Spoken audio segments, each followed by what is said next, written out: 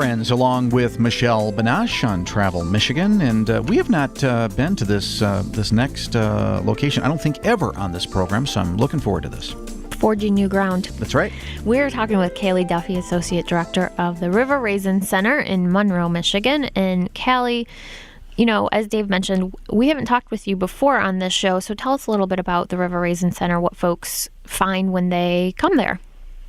Well, we are located in historic downtown Monroe, right on the banks of the River Raisin Center, or the River Raisin, hence the name. Mm-hmm. And we are a 900-seat, 1938 Art Deco architecture performing arts center that was built as a movie theater, but has been transformed. We are celebrating our 25th anniversary as a nonprofit performing arts center.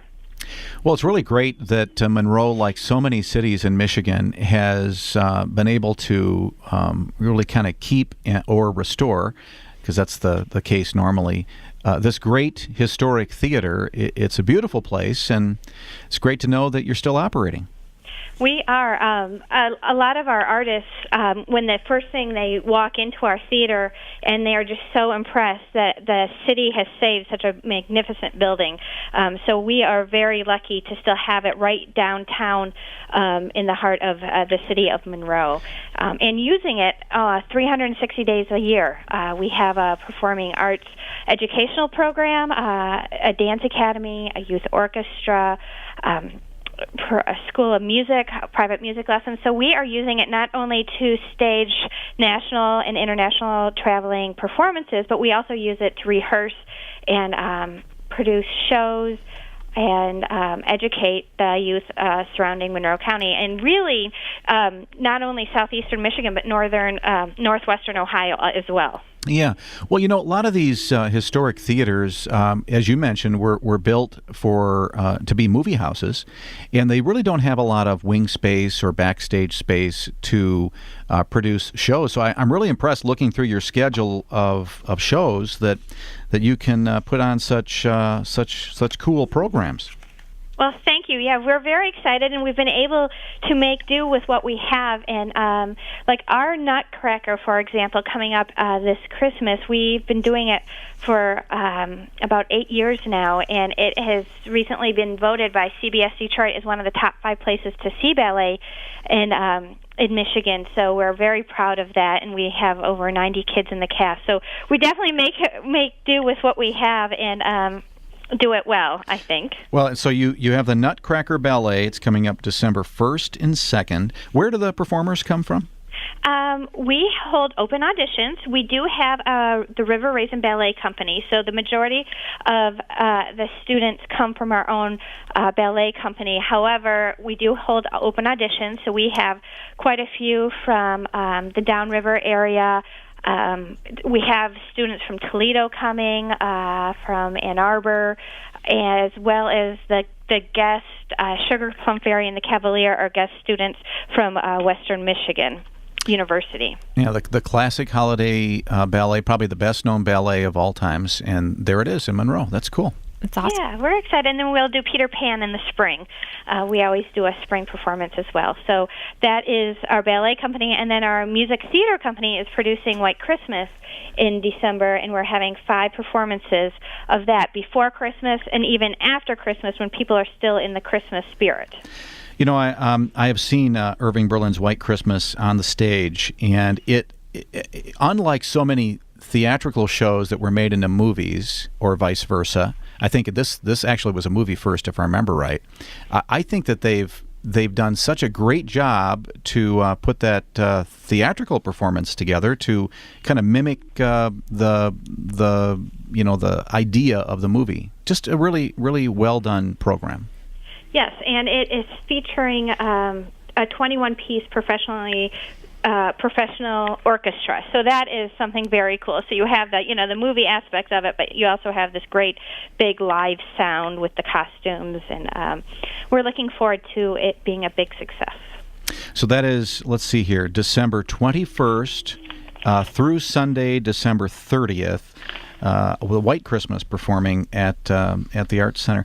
Do most of the performers for your various programs come from the local area? say yes, the local area, within 45, because they rehearse. I mean, they rehearse a lot to perform such a big show. So, when they're rehearsing 4 or 5 days a week, they do have to live fairly, close to make all the rehearsals. But definitely open auditions, and we have people, come from, like I said, Toledo and the Downriver area, and then also, sandwiched between the Nutcracker and White Christmas, we have the Swing Sisters.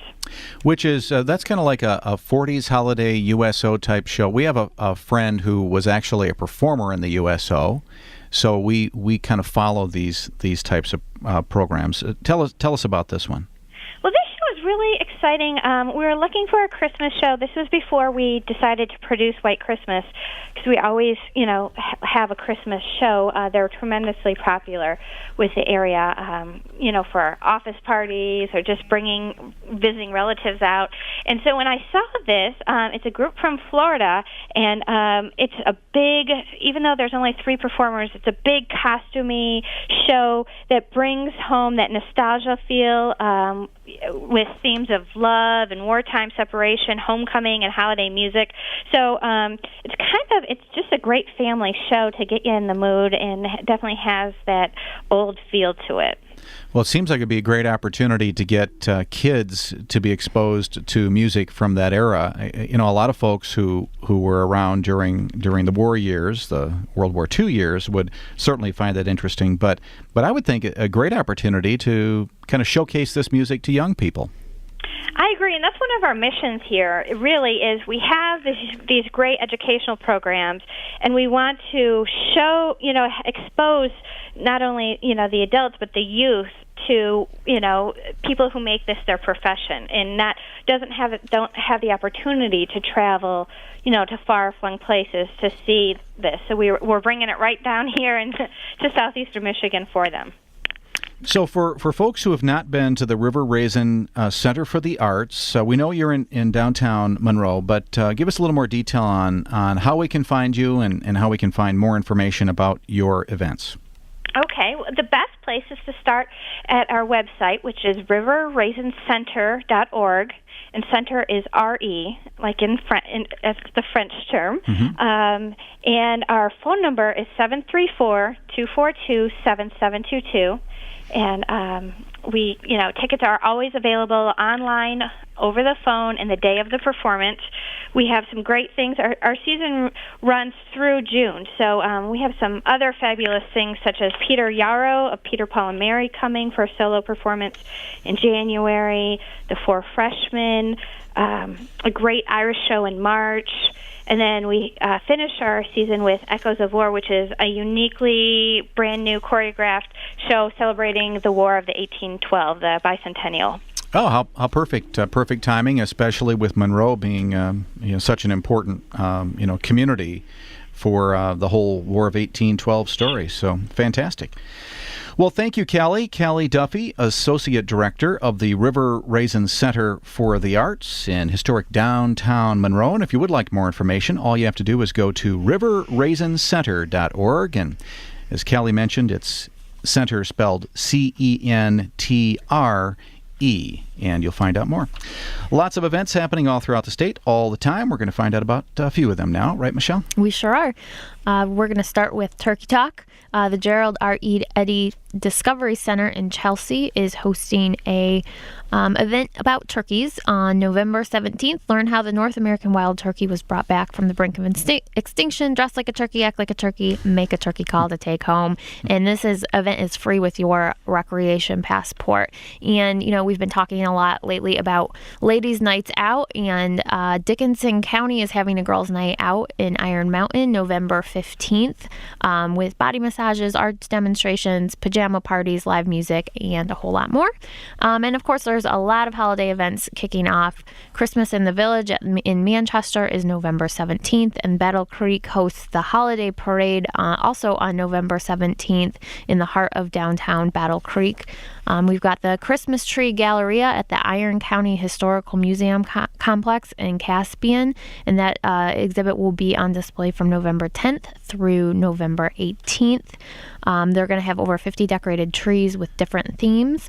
Grand Haven hosts Light Night on November 16th. Enjoy downtown Grand Haven as the lights begin to turn on in the trees for the first time in the holiday season. And of course, Silver Bells in the City is coming up in Lansing on November 16th. This is a huge event in downtown Lansing with the annual Electric Light Parade and the lighting of Michigan's official Christmas tree, which is always a very big deal. So all of these are at michigan.org. Absolutely. Big event in Lansing, of course. Always a good time. And I tell you, another town that's always a great time to enjoy is Kalamazoo. And we're going to find out about that next, right here on Travel Michigan, where your trip begins at michigan.org.